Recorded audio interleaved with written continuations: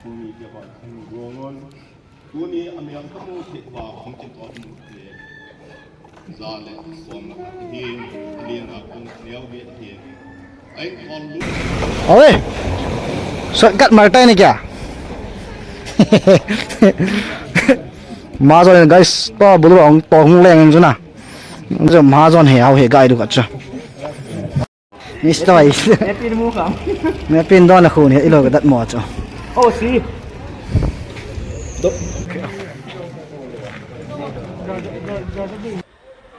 Hello guys, check. Welcome back to Domin Vlog na. Okay. Tu ni vlog hiya dengan le chi. Na. Gari Maicham hi chi Phaipijang mun hai. Kan ball liwin.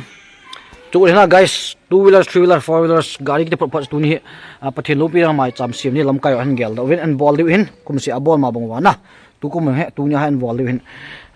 Chu de na chong le Pathen Phat san le lamkai Phat san zalen la sedeng hin gong wen na kong lamkai ho jan le Pathen Lopi ni hai la ka sa din pe le vlog kan ball hin ga we pai na guys. Okay.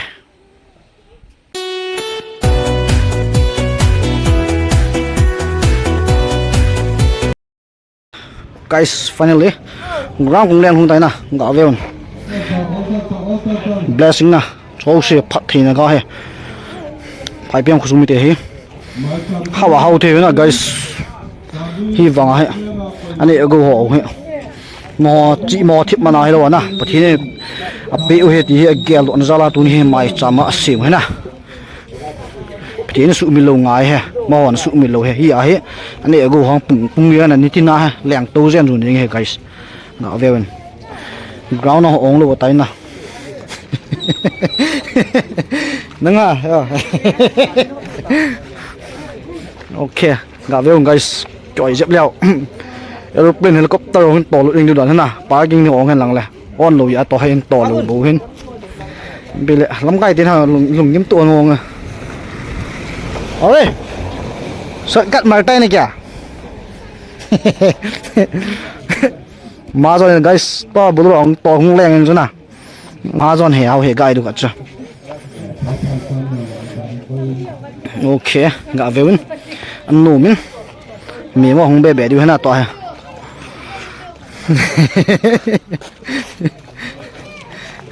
Không bể đi hết.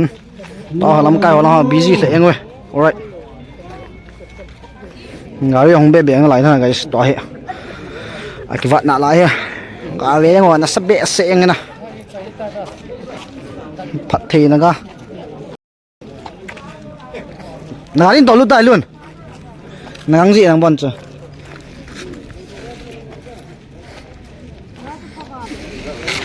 Lắm cái hồi cả về vậy.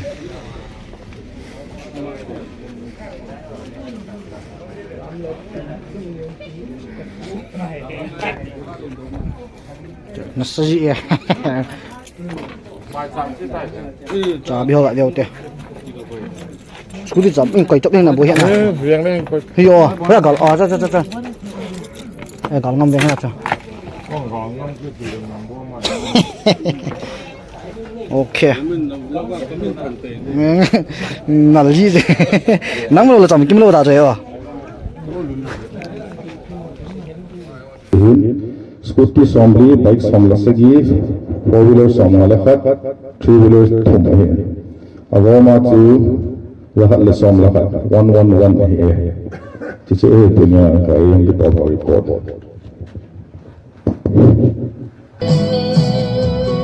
Bo hanan bo dal zon asozi kita nan bo mi hem a choi sang ji e choi sang pa kai nang ka thang va ui ga pa so din nei poison ka pa nào mai cham ka hin se mui ka in su chan go dia kana gelo na phat na ho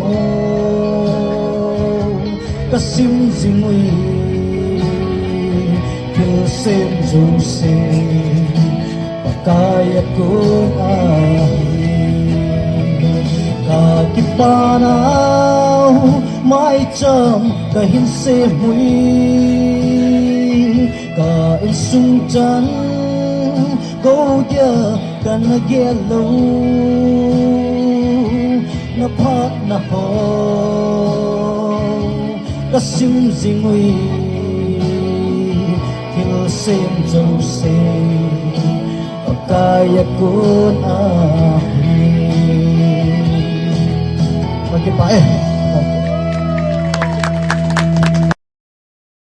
Nào là tiệt cả tạo hi chỉ chân tóc cái các cái bà nào ngay dám hết abe đừng lấy tổ xã thầy đến cả bò thầy kia dễ chân tóc cái rong ra hiểu lại đang mà đồng xe tại đấy chịu thiệt họ rất sẽ mà cái bà nào mày cha ấy san tiêu ba Phat Thei Boh ấy san đi là mình đến bên này đó cho bà thằng hảo thì mình cái làn tội này amen ê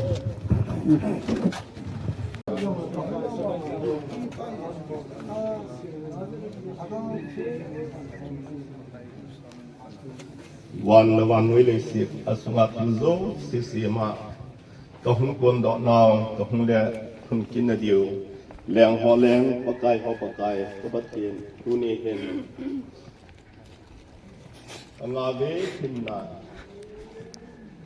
การไม่ตามไผ่ปีรังคนผู้มีเกี่ยวกับทางโรงงานดูนี่อเมริกาโมเทว่าของจิตอ่อนเลยซาเลสอมเฮียเรียนกับคนเลี้ยวเวทเฮียไอ้คนลุดลงอย่างตั้มปีอเมริกันน่ะที่ตัวเฮียเอาไว้คนเอาไว้ว่านั่นมันเป็นอาจารย์เสียดีว่าเฮียโอเคไว้สอนเสียมาเกี่ยมาเอาคนละเราที่มาเล่นกันเฮียที่ที่ไหนอ่ะเฮียที่บ้านสาวเฮียร้านของสาวเฮียเฮียดี mai sa hung do now to the name using Khabe ding program chi chain refreshment na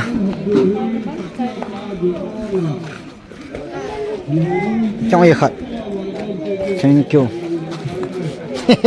em ơi đang về tông rồi em ơi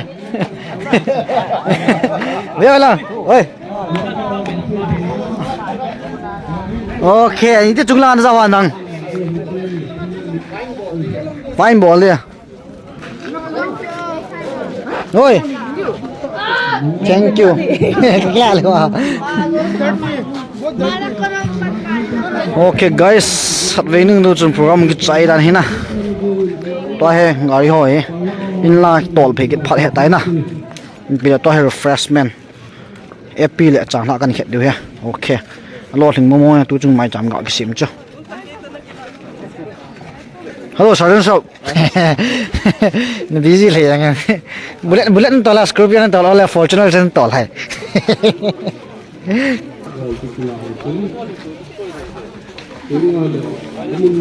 okay con ga ki la ni na le oi timer ke chabi chu di he chena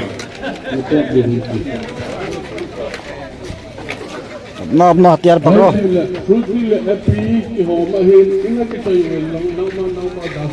okay hello partner happy new year Mr. Happy new year me pin don la khun he ilo ga dat mo cho oh si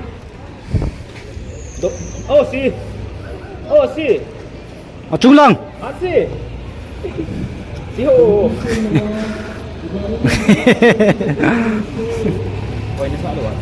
hỏi hiện ra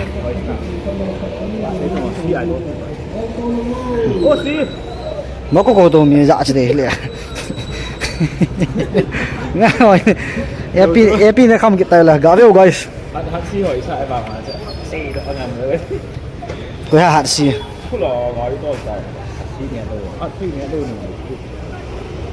gạo đều to thì luôn à nó sắp bể xem ball thì nó sắp bể xem nào okay I'm pleased top being a very alright ya mi ti tak cho gari yo ta mai ti gari on chọc biếng ngã về gần la pa ta tôi cái em bảo gì cái về thì tôi này nó mà xin à Pana mai cham ka hin se me ka in sung chan vô dia nan ta gen lo na pat na ho ka sim jing hi theo sim zo se pa kaya ko na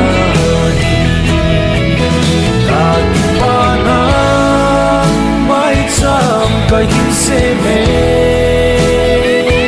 ka in sung chan vô dia kan na gelo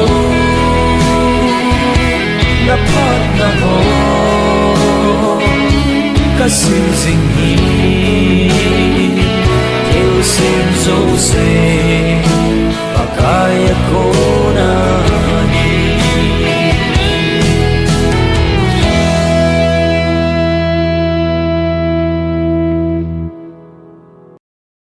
Okay guys, tunia Gari Maicham ga sim now vlog chan ki sa ta na driver hol se gari ni hol se na bon travels drive slow for a long life na thimin gari toltin safe tan mutin kong ting chu te kyong nin spot jing na okay check bye bye.